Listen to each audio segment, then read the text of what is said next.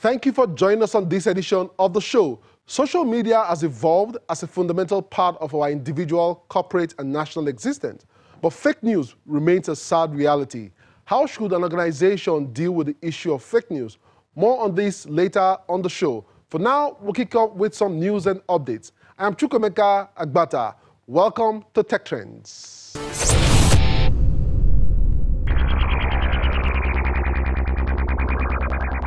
Some people call this artificial intelligence, but the reality is this technology will enhance us.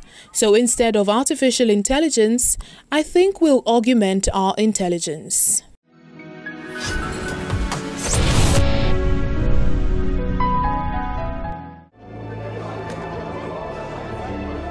In today's technology-driven world, it has become important, now more than ever, to expose children to computational thinking as early as possible so they can keep track of the ever-changing trends dominating the world.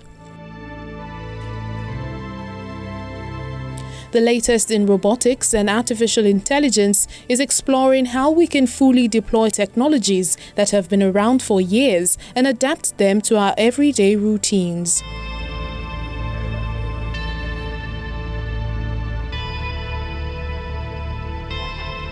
And at this robotics center in Lagos, the younger generation are learning to increase their ability to be creative, innovative thinkers, and productive members of the society.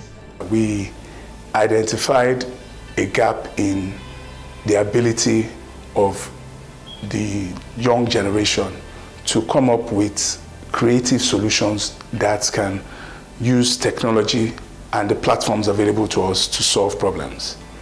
And we realized that this gap needs to be filled. And the only way to fill it is to create a process whereby this young generation can learn. And we decided to focus on training because we can't expect them to learn from nowhere. Somebody has to teach them. And of course, we can't rely on government anymore because the institutions are not even designed to have that capacity. So we set out here at the Robotics Center to create a place where an environment where we can stimulate ideas. We can build upon those ideas. We can test them out by developing prototypes, and then hopefully where we see potentials, we take it into production.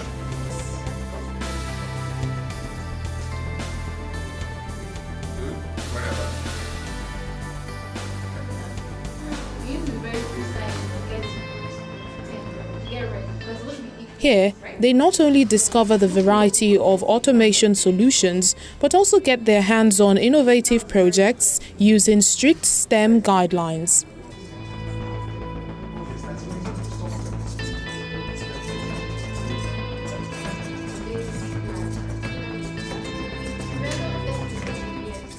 It's not just about creating an app, developing a website, or programming a house. They can program robots and position themselves to properly take advantage of emerging technologies. This is a prototype of a toy car. So this toy car was made with the most basic robotic components: an Arduino, DC motors, servo motors, and a Bluetooth module. So the Arduino contains the code that controls the toy car, the DC motors are used for the wheels, and the Bluetooth module connects the toy car to the remote control. The remote control is actually an app that I also designed using MIT App Inventor. I've made a quad pod because it has 4 legs. That's why I call it a quad pod. So it just mimics living things' behavior. The bionics. Bionics are devices or systems that mix behavior of living things. I used 12 servo motors as the joints, so as an actuator, just like our joints on our body to enable movement. So there's an Arduino board here, which is a microcontroller, which is the brain of the system. There is a PCA driver that drives all 12 servo motors at once. You can use other drivers to drive them, but I use the PCA driver. There's a battery to power the Arduino and the PCA driver separately. And there's an ultrasonic sensor So when it moves, if there's an obstacle in front, it takes some steps back and turn to that direction and keep on moving. Working in groups, the young minds explore solutions not limited to the COVID-19 pandemic, like a home automation system, a smart home waste bin, a humanoid prototype, and a medical ventilator. As you can see, this is a ventilator that doesn't require an oxygen cylinder. It generates its own oxygen by itself. There is a concentrator here. So the oxygen is generated at this section. Then you have the airbag valve here. This is where the oxygen that is being generated from this section is channeled to this section. And then through this mechanism, the compression mechanism, the oxygen is passed through a filter here. This is an air filter. Then passes through the pipe to the patient. So we can actually demo how to wear the mask.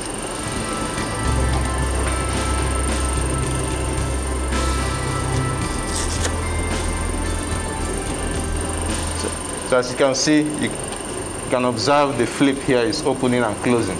So that's a proof that oxygen is actually going through the patients. I'm here to demo a home automation system that can be controlled via a web interface. And to make this, we use an ESP32 as a microcontroller, and the buttons on the interface are used to communicate with the microcontroller. So to turn the lights off, I'm going to turn off the lights in the room right now. And then I turn it back on. And we have the controller connected to these devices. So if I want to turn on or off the 3D printers, and they are both off at the moment. So I'm turning it back on, and they are both on. So this uses Wi-Fi as the connection medium. This is a smart home waste bin, and the main aim is to be able to enable the user to trash garbage without having contact with the waste bin. So it works with the ultrasonic sensor, which is mounted at the front of the waste bin, to be able to sense the garbage coming in. So it switches on because it uses adapter. Then senses the bin, it opens and it closes immediately after.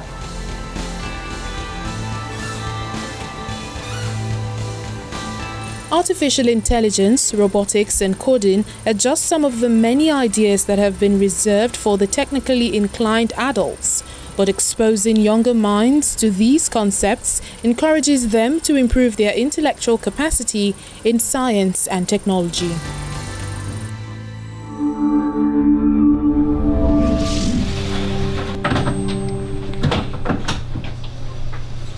Cats aren't the best at letting you know when something is wrong, but a new app powered by artificial intelligence claims it can decode the subtle facial cues of kitties to deliver a speedy assessment of their well-being. Here we go, robot scratches. The app, called Tably, uses the feline grimace scale, a pain assessment for cats based on ear position, orbital tightening or eye narrowing, muzzle tension, whiskers change, and head position. A study published in the peer-reviewed journal Scientific Reports in 2019 concluded the FGS is a valid and reliable tool for acute pain assessment in cats. Calgary-based developers Sylvester AI says their app integrates the FGS with AI. What it does is it helps human cat owners know if their cat is in pain or not. So it uses facial recognition technology. All you need to do is take a picture with your camera, and then it can give you a result. Sometimes the cat will be not happy because the cat is annoyed with you, so it's good to take regular pictures and track it over time. It uses artificial intelligence, so specifically machine learning, and it's coupled with the feline grimace scale. And what the feline grimace scale is, it's And it's a way for humans to be able to determine if a cat is in pain or not, based on the ear positioning, the eye positioning, the muzzle, whiskers, things like that. And so we were able to train a machine using machine learning and a series of images to be able to make that determination. So if you're somebody who has a cat but you don't have that training, you can just use the app and it can help you determine how your cat is doing.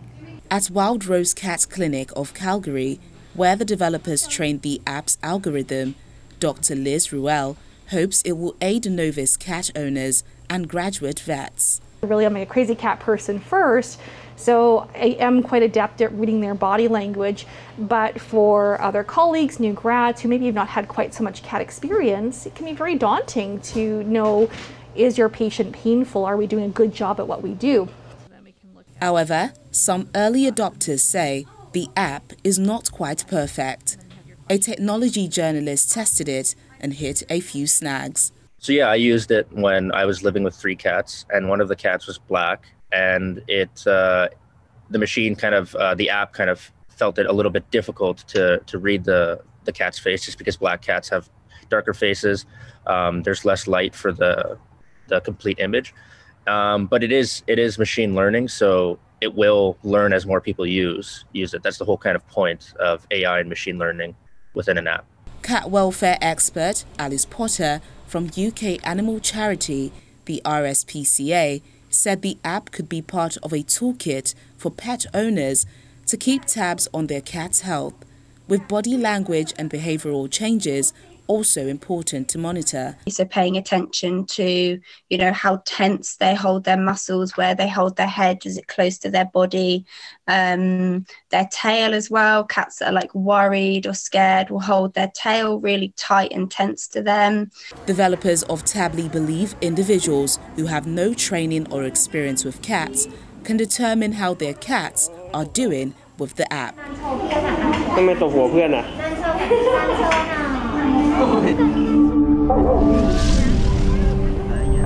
Bolivian parents Angela Poma and Lorenzo Gutierrez only had a landline phone, but things changed when the pandemic struck and their children, Willie, 9, and Carlos, 11, had to take online lessons.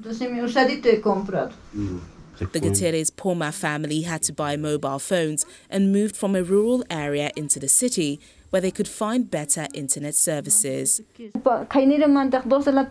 My children go to school.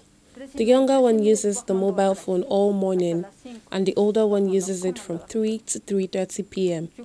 Sometimes, I see my children fighting over the mobile phone when the battery starts running low. I wish the face-to-face classes would start soon. We were conscious of this pandemic, but the bad part of virtual classes is that my children don't learn a lot with this virtual education system. Once they arrived in the city of Yacha, Angela and Lorenzo faced another problem. They did not know how to use mobile phones. The couple, who work as street vendors, were spending up to $2 a day for internet. The research that has been done at the Internet Foundation Bolivia shows that there is a problem with digital infrastructure, aerials, optic fiber, being able to have money to buy the megabytes. On the other hand, there is also a problem or obstacle regarding the digital knowledge, because even if they have the equipment or internet, sadly, not all moms, dads, or tutors know of the digital tools, nor all of the tools and platforms that exist for online learning.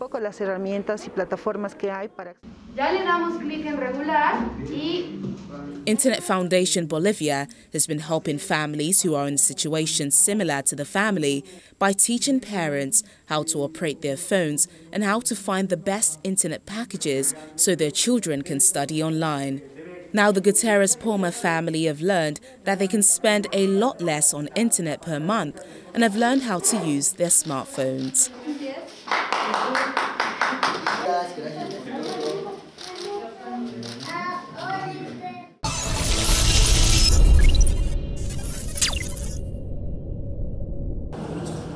Digital media continues to evolve as an important part of an organization's overall strategic plan. One reality that we continue to grapple with is fake news, which has fast become a nightmare for both individuals and organizations alike. The big question: how should organizations manage this menace? What should be the best way to approach this? Our guest, Adiola Kayode, a marketing consultant, discusses some of the ways and strategies that organizations can adopt to ensure that they are not caught unawares. How to be proactive and not reactive, because at the end of the day, fake news, if left unchecked, can hurt a brand negatively. Adiola, glad to have you on the program today. Hello, CFA. Thanks for having me today. Awesome. How would you rate the value that social media has brought about in society today? Man, it's huge, you know. So social media has moved away from about 5-6 years ago, where it used to be channels where people have social interactions, or a place where you want to relax, you know, you get away a bit from work or connect with family, friends, and long lost ones that you have, to have conversations, to become a mainstream channel of communication in our society today. You know, it's literally the go-to channel where people get information. It's the go-to channel where people want to reach out to their friends. It's the go-to channel where people want to work as well. And I think COVID essentially as well accelerated that, because of course, while people were on lockdown, work needed to go on. People needed to still do their businesses. People needed to still reach out and connect with their loved ones. And of course, it showed in the numbers of the platforms that essentially were social media and communications driven across the world, where while the entire world stopped, these channels spiked because they became the mainstream channel that people use. And of course, as lockdown is gradually easing out in certain parts of the continent, and particularly in Nigeria, it essentially has gained a position as the channel where people look to communicate with one another, and from both government and brands. It's become the primary driving force for communication and engagement. So social media has come to become the primary channel of communication. Okay, so for brands, what are some of the benefits that it has brought to businesses, brands, and organizations? I think it's done a lot, you know, particularly when you talk about having to reach out to specific target audience. Social and digital allows you to do that. You can segment the kind of audience that you want to reach. You know, you want to reach out to women only, men only, people within specific age ranges, people within specific locations. Digital has allowed you to do that effectively. Number one. Number two as well, it allows you to scale, you know, to scale up, to dial up your campaign, communication, and scale down as well. You want to be able to reach the entire world, or you want to reach the people of Nigeria, or down to people of Lagos, or down to a specific local government. Digital has allowed you to do that effectively as well. It has as well essentially helped in real-time communication and engagement between brands and people, where if businesses you are able to reach your customers directly, as against times when you actually have to rely solely on offline media. Now you can have a balance of both. But then there's this issue of fake news, right? Of course, you mentioned some good sides. How do we marry both? So for every thing in life, or every invention in life, there are also channels in which people will misuse and those tools, and those channels for every invention. You know, let's use plane crashes. I mean, people still fly, but then when there are plane crashes, we don't say because there are plane crashes ban air flights. We need to get better at using it efficiently. We need to get better at measuring how to maximize that efficient use of it. So for us, it's to essentially focus on how we can maximize the benefit. You know, focus more on optimizing, getting better on how we can engage it, because ultimately this tool or this invention, once it comes out, digital is morphing every day. People are having to learn a lot more every day. So businesses, as a business and individual, you need to learn a lot more. And as these tools are evolving, you need to be on top of your game as well to know how best to use it and how to optimize the opportunities that are available as well. So yes, we have fake news. And the way I always say it is that fake news thrive because fact is scarce. You know, as long as fact is scarce and people don't know where to look for the original and authentic news, fake news is going to thrive. So Adeola, are there forms of fake news that people should be aware of? Thanks for this. So yeah, there are several types of fake news that actually a lot that people need to pay attention to. And to a large extent, they fall into mis and disinformation of people. I think the first one is misleading communication, where people essentially use information to actually frame an individual, but then it's not essentially true. You know, so that's one type. There's imposter content where you essentially have another information completely. Imagine if, and I think there was a time where that happened, where there was a story in Nigeria about the killing of another Nigerian in South Africa, but the image that was being shown and being thrown around on social media actually happened around 6 or 7 years ago. But because it was recirculated, people thought it was the immediate. You know, so people started sharing it. So that's some imposter content about fake news right there. There's also some where you can now have fake content itself, where people actually deliberately created information because they actually want people to believe what is not true. You know, in the age of a lot of digital tools where you can create your own information, you can put the logo of one company on another product, you can place another thing, maybe an insect on another product. You can, a lot can be done. You can actually arrange some photo shoots yourself and make it look deliberately as if something happened, and then share that online, and then it then goes viral because people are drawn to those kind of information and they're likely going to share it as well. So there's also misalignment on context, you know, where certain things happen, but people misinterpret what it is. And then because it fits into what people are looking out for, they tend to share that information as well. Now, as we begin to close the show, I'd like to ask you about the reality of what the government is trying to do when it comes to guarding social media. What is your take?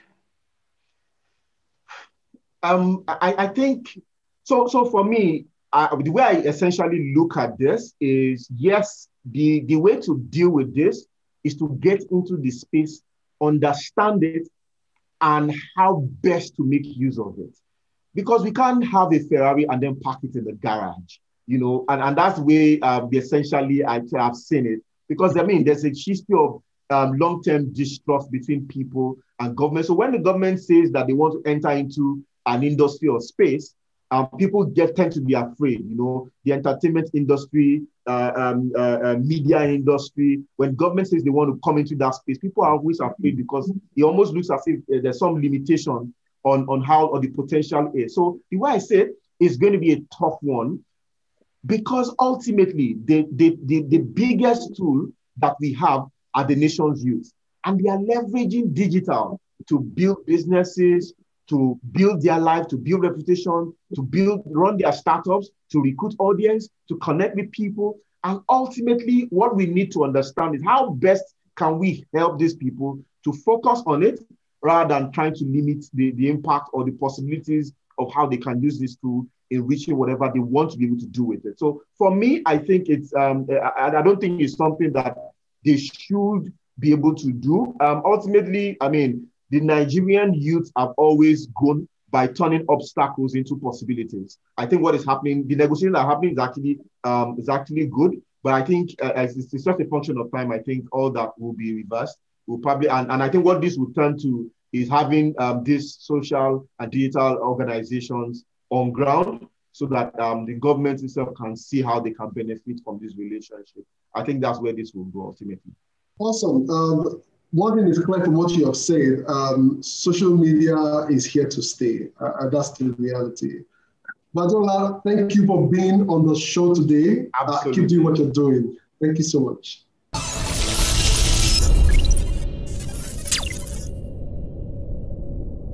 have been chatting with the marketing consultant, Adiola Kayode, who is of the opinion that it is better to be proactive when dealing with social media in general. It is important to know what is being said about your brand, and there are a number of tools out there that can help you monitor social media effectively. It's a wrap on this edition of the show. Watch the entire show on Channels TV, YouTube, or cfablog.ng. For Tech Trends, I'm Chukwemeka Agbata.